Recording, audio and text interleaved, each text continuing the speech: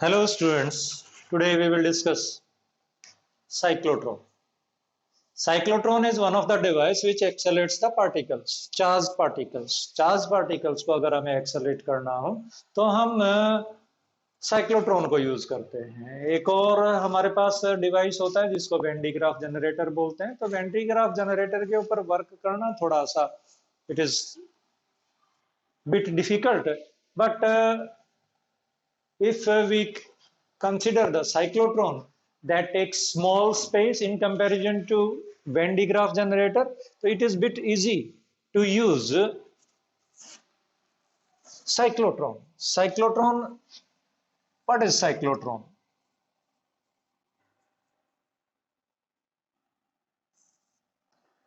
Charged particle accelerator.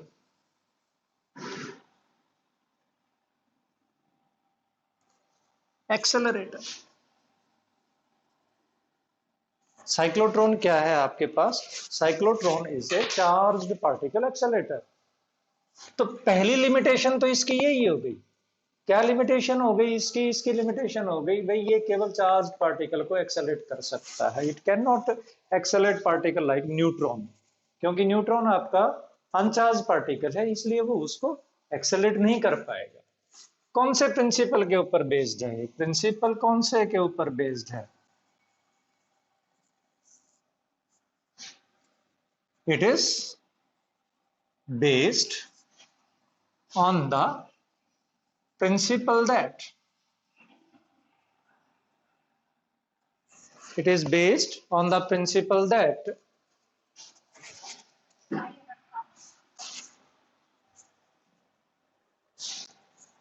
a charged particle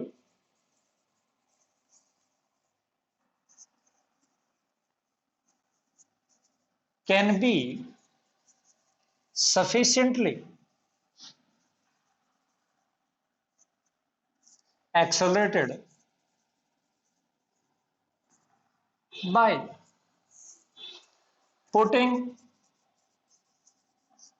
it in a region of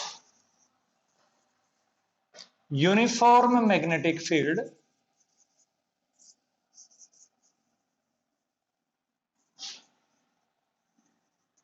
and oscillating electric field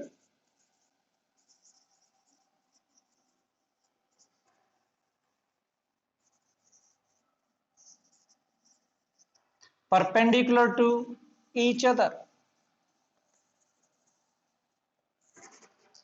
अगर हम एक charge particle को किसी oscillating electric field और magnetic field के अंदर रख दें, दोनों एक दूसरे के परपेंडिकुलर है, then under the effect of Lorentz force it will be accelerated. Electric field का क्या काम होगा? इलेक्ट्रिक फील्ड का काम होगा पार्टिकल की स्पीड को चेंज करना। मैग्नेटिक फील्ड का क्या काम होगा? मैग्नेटिक फील्ड का काम होगा कि चार्ज पार्टिकल को सर्कुलर पाथ दे दे, और सर्कुलर पाथ दे दे तो क्या हो, वो उसका एक डेफिनेट रीजन हो जाए, एक डेफिनेट स्पेस हो जाए, स्पेस कम बचे।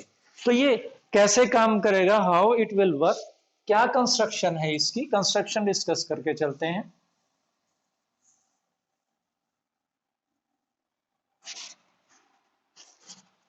इट हैज construction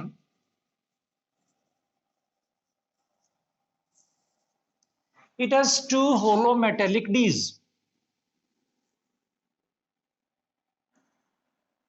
ये आपके पास hollow metallic Ds हैं। These are separated by a small gap. These are separated by a small gap.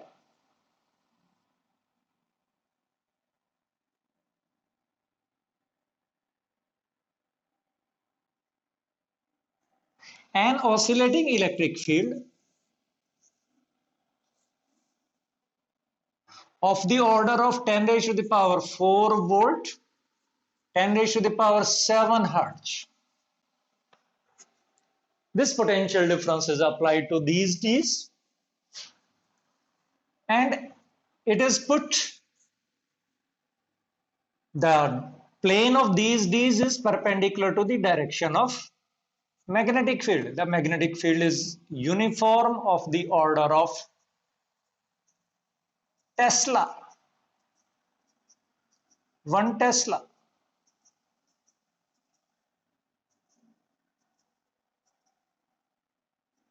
Today we will have only a small video to discuss the working of cyclotron only. Magnetic field. Magnetic field is perpendicular to the plane of these D's. Magnetic field जो है आपका, that is perpendicular to the plane of these D's. These are hollow metal D's. Just like we can assume that कि हमारे पास what is that? एक हमारे पास polish की हमारे पास डिब्बी है और उसको हमने काट करके 2 हिस्से कर दिए और वो खाली है, अंदर से खाली. फायदा क्या होगा? फायदा ये होगा, inside the metal electric field is 0. तो क्या होता है, हम इसकी वर्किंग को डिस्कस करके चलते हैं. क्या वर्किंग है? The ion or charge particle to be accelerated is produced at the center of the D's. Let this D is D2, this D is D1. What will happen? Let us assume that initially D1 is made positive. No, sorry, D2 is made, this is D1 and this is D2. D1 is made positive and D2 is made negative. What will happen? What will happen? The charge particle will move in the direction of electric field. It will enter inside the D with a certain velocity. It will enter inside the D with a certain velocity. As soon as it enters the D, it moves under the effect of magnetic field only, because inside the D, inside the metallic surface, the electric field is 0. Under the effect of magnetic field, as it is entering the magnetic field, as it is moving the magnetic field perpendicular to it, it travels a circular path. It completes the semicircle in a given time. Now, what is made? That the frequency of oscillating electric field is made such that as soon as it completes the semicircle, D2 is made positive and D1 is made negative. Then what will happen? The charge particle will enter the D1 with increased velocity, because electric field is favoring the direction of motion. Or if the velocity is increased, that will describe a circular path of greater radius. It will again execute a semicircular path, and we will define that, we will establish that, we will prove that the time period to complete the semicircle is not changing. That will take same time, and it is adjusted that as soon as it completes the semicircle, again D1 become positive and D2 become negative. So then in the region of gap, the charge particle is again accelerated, and this again travel a circular path of greater radius, and in the same time it again completes the semicircle. Same time के अंदर क्या करेगा ये? That will complete the semicircle. Semicircle complete करेगा, and D's will again change their polarity. Again D2 will become positive and D1 will become negative with greater velocity. So that will go on describing the circular path with increased velocity, increased radius, and come out from the window provided at the periphery. This is the working. Again, P के ऊपर charge को रख दिया जिसको accelerate करना है. Under the effect of electric field D1 अगर positive है, D2 अगर नेगेटिव है, तो P के ऊपर जो पार्टिकल था वो D2D में घुस जाएगा. अब डी टू डी में घुस जाएगा तो मेटल की डी है, मेटल की डी के अंदर क्या हुआ हमारा, अंदर इलेक्ट्रिक फील्ड जीरो है. If the electric field is zero inside it, it moves under the effect of magnetic field only. It will complete a circular path. It will complete a circular path. तो क्या हुआ हमारे पास, semi circle complete हुआ और D2 positive हो गया, D1 negative हो गया. हमने टाइम पीरियड इसको इस तरह से एस्टेब्लिश कर रखा है. हम फाइंड आउट कर देंगे कि भाई कितने टाइम के बाद में हमारा चेंज होना चाहिए. तो ये आपके पास D2 पॉजिटिव हो गया, D1 नेगेटिव हो गया, इंक्रीज्ड वेलोसिटी से ऐसे घुस गया. This process goes on repeating and with the charged particle emerges out with high speed. So let us prove that what is the frequency of electric field required.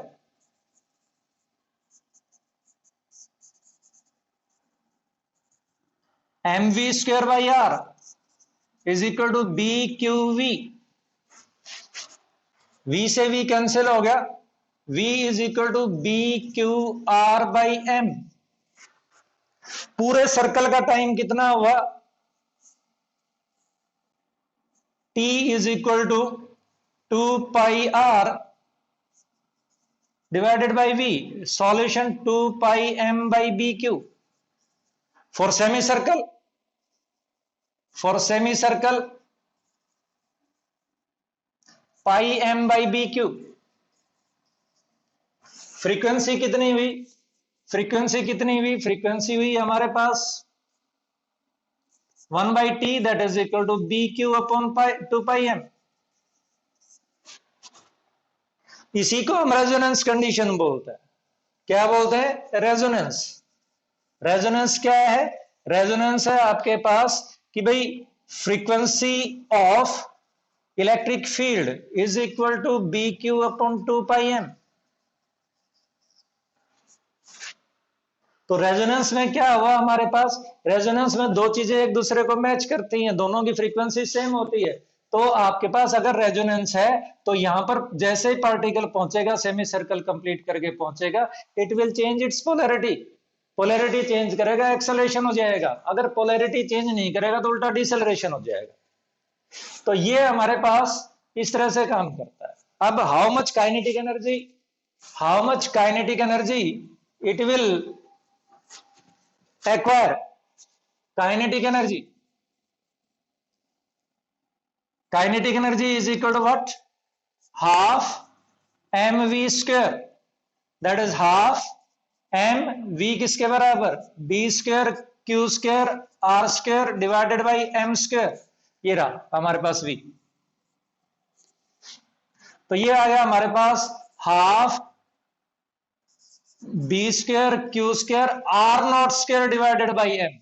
अगर radius जो है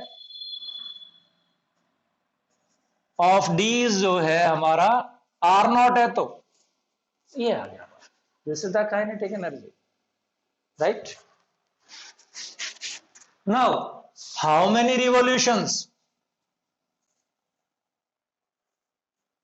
this is the maximum kinetic energy acquired.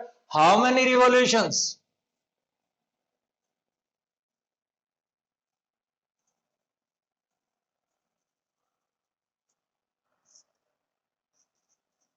Particle completes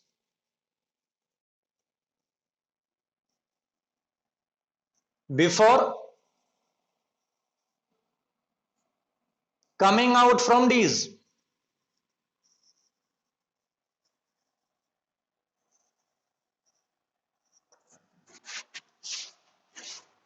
D से बाहर निकलती है तो आपके पास कितने रिवॉल्यूशन एक्वायर करती है, तो kinetic energy gained when crosses gap one time. एक बार जब आपका पार्टिकल गैप को क्रॉस करता है तो कितनी काइनेटिक एनर्जी गेन करता है भाई, चार्ज कितना Q, पोटेंशियल डिफरेंस कितना V. Kinetic energy for one revolution one revolution में, कंप्लीट रिवॉल्यूशन में पार्टिकल आपका 2 बार गैप को कवर करता है, तो किसके बराबर हो गई? 2qv।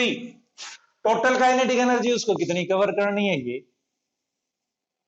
तो नंबर ऑफ रिवॉल्यूशंस क्या हो गया हमारे पास? नंबर ऑफ रिवॉल्यूशंस हो गया, number of revolutions, that is total kinetic energy gained divided by kinetic energy gain per revolution, per revolution, kinetic energy gain per revolution. तो टोटल काइनेटिक एनर्जी हमारे पास कितनी है? टोटल काइनेटिक एनर्जी है हमारे पास half B square Q square R not square divided by M, और इसको मैंने किससे डिवाइड कर दिया? 2qv से। तो हमारे पास नंबर ऑफ रिवॉल्यूशंस आ गया half B square Q R not square divided by 2mv। इतना आपके पास 2mv इकट्ठा लिख देते हैं 1/4। इतने आपके पास नंबर ऑफ रिवॉल्यूशंस आएंगे जब पार्टिकल आपका बाहर निकलेगा। What is the resonance condition? What is the meaning of resonance? Again, I am saying that resonance का क्या है कि भाई frequency of revolution अगर इलेक्ट्रिक फील्ड की फ्रीक्वेंसी के बराबर हो तो उसको आप क्या बोलते हो? रेजोनेंस बोलते हो। ठीक है, this device is cyclotron. What are the limitations of this cyclotron? इस साइक्लोट्रॉन की लिमिटेशंस क्या है? इस साइक्लोट्रॉन की लिमिटेशंस एक तो सीधा सीधा यही है कि this can't accelerate uncharged particle, और एक और है कि भाई आपके पास it can not accelerate electron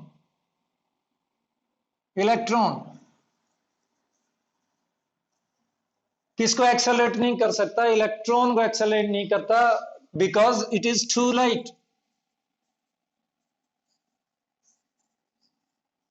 what happens? Time period of revolution is 2 pi m upon bq। Time period of revolution किसके बराबर है? 2 pi m upon bq। This time period will be constant if 2 constant, pi constant, m constant, b constant, q constant. But in case of electron, because electron is too small, electron बहुत small है, its mass is too less, और mass आपका बहुत less है, तो ये तो एकदम से क्या करेगा? What it will do? ये आपका एकदम से इसकी बहुत स्पीड बढ़ेगी, and m will not remain same.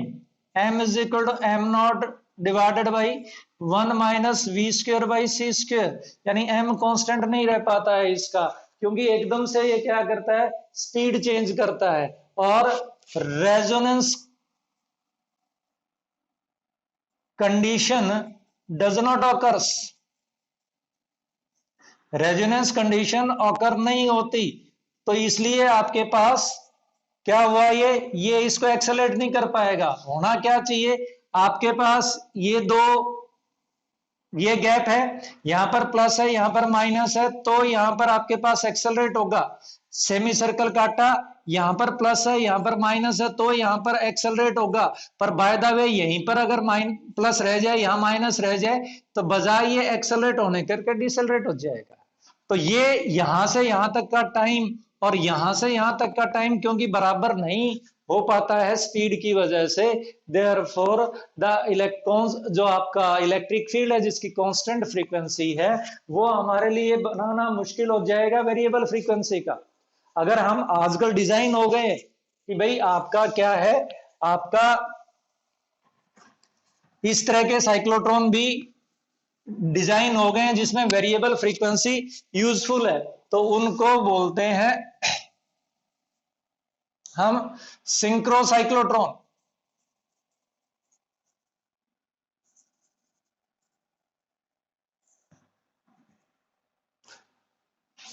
Cyclotron का नाम और बीटाट्रॉन, इलेक्ट्रॉन को करने के लिए क्या बोलते हैं, बीटाट्रॉन। बीटा पार्टिकल इलेक्ट्रॉन हो गया, अगर हमें उसको एक्सेलरेट करना है तो बीटाट्रॉन। ठीक है, राइट, थैंक यू।